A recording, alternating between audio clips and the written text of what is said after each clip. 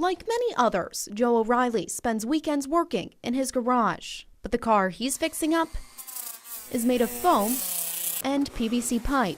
I guess this has always been there. This has always just been something that I've loved to do. He's building a Halloween costume. A life-size gecko-mobile from the kid show PJ Masks. Joe is a volunteer with Magic Wheelchair.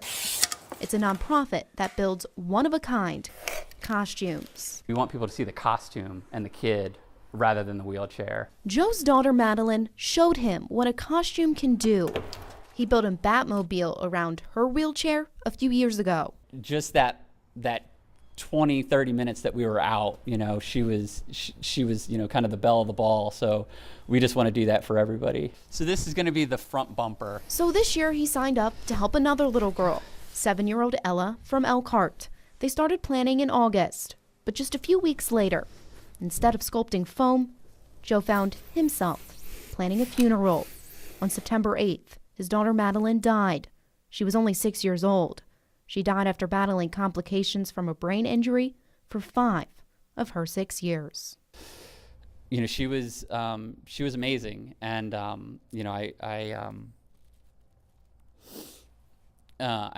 miss her terribly still. It hasn't been that long that she's passed. We don't know how long we're going to have them, and so we just want to make sure we do the most for them that we can. I mean, whether it's in a costume is just a small thing that, but it makes a big difference.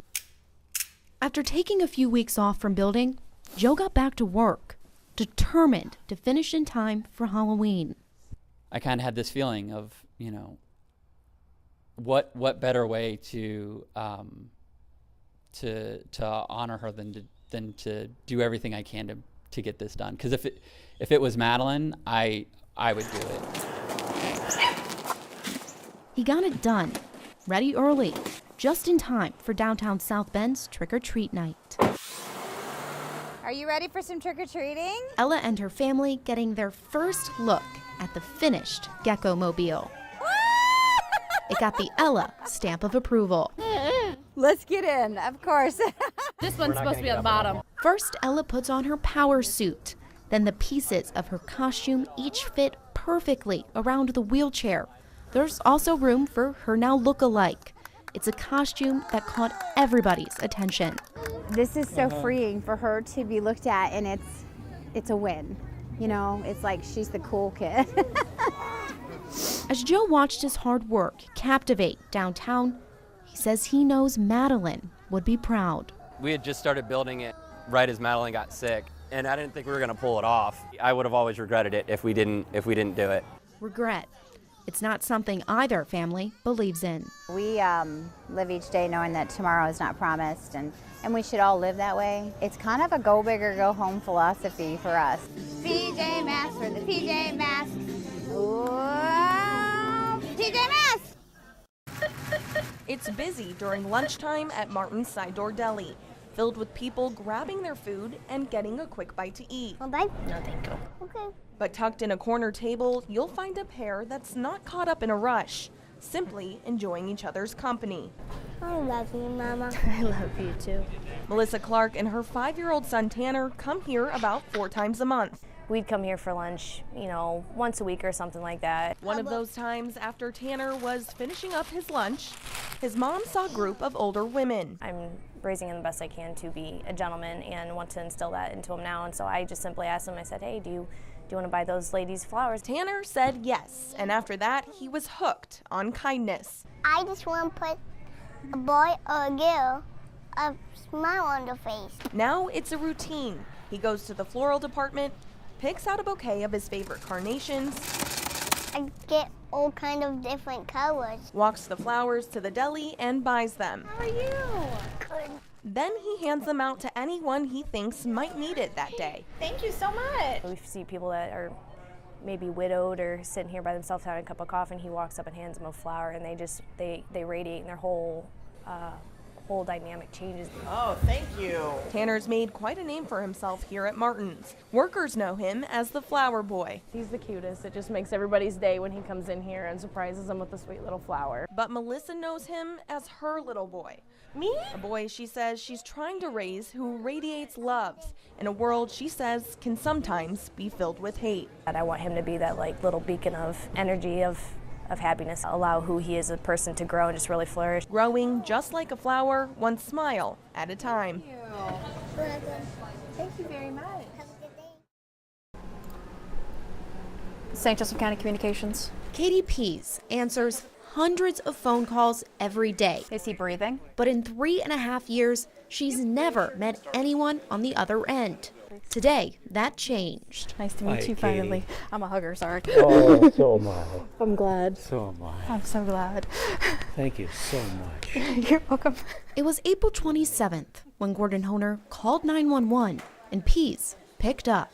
I'm feeling like a heart attack. I remember asking him what his address was. What city do you live in, sir? He wasn't able to get out the address whatsoever. Then I heard the collapse. And started medics and the police department right away. She saved my life. I'm overwhelmed. It most likely isn't the first time Pease's efforts have saved a life, but it's the first time someone has shown up to say thank you. I got him help and he lived. It's just an amazing, incredible experience that even though I'm on this side of the phone, I can still save a life. She says her new life-saving pin will always remind her of Gordon. We never see anybody after, so I'm just so happy. He hopes there are more thank yous to come. These people work hard. They come in here every day, I'm sure, and just don't get the time off to really have somebody say I appreciate it. Thank you for coming in. And They need it. Anything I can do to help that, I will. 896. I know my high school has put in a lot of security measures. When do you want us to get in position? But at the same time, it's just such a big school that I don't know if I can feel safe 100% of the time. These shootings need to stop, and we deserve to feel safe in our schools and in our homes and in our communities.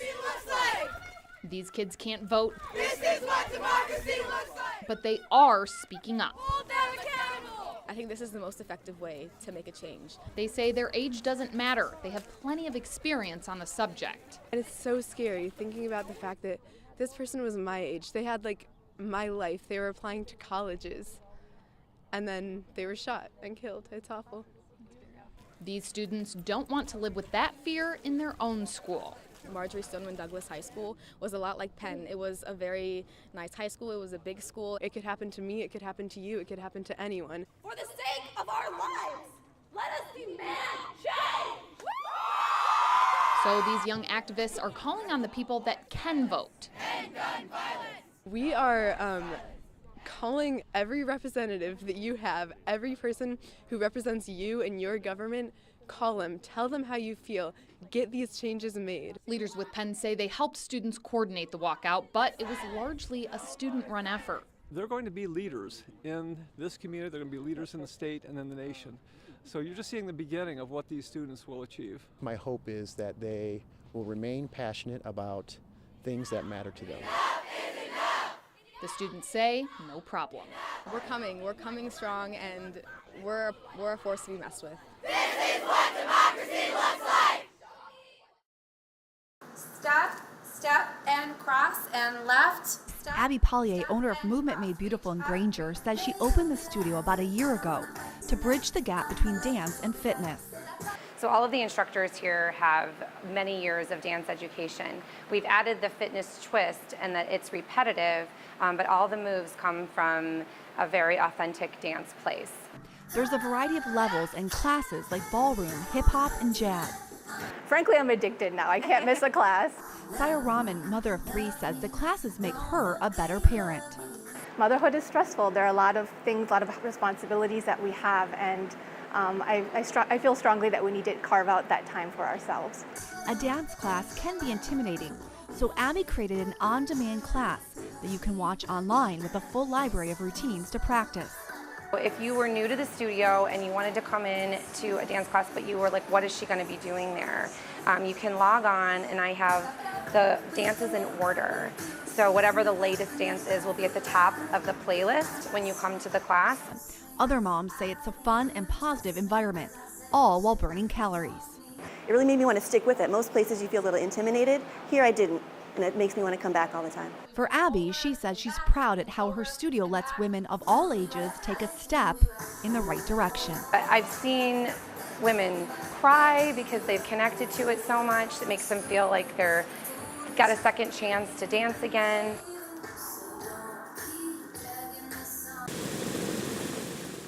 These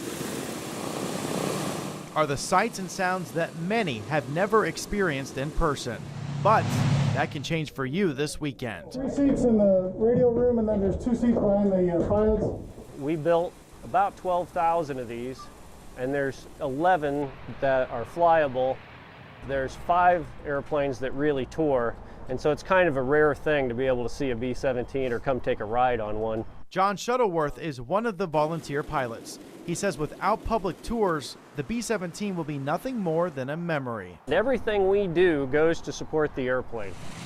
So the airplane's incredibly expensive to operate. All of the ride revenue goes to the maintenance and the restoration and just keeping the airplane going, and we're all volunteers. As you walk down the fuselage of the airplane, you'll see original radio equipment, desks, seats, even turrets. Much of the aircraft is untouched from its production in the late 1930s and 1940s. In fact, you can even take pictures from the top hatch, which is left open during flight. At the front of the plane, under the cockpit, you get views unmatched by any aircraft that we are accustomed to today. The purpose of allowing the public to see these views?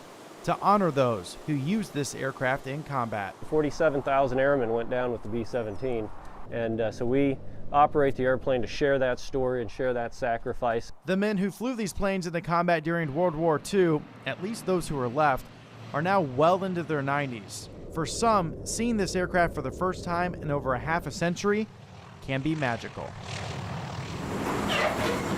Like on Father's Day, I've seen whole families break down because Grandpa finally told him the story of what happened because of seeing this airplane and being able to hear it. When the last of the people are gone, this tiny fleet of airplanes will be the closest thing we have to a piece of history that feels alive. So the only way we can do it is by selling the rides and keeping her going as a working girl. When people no longer value that and no longer see that they want to do that, unfortunately she'll go quiet.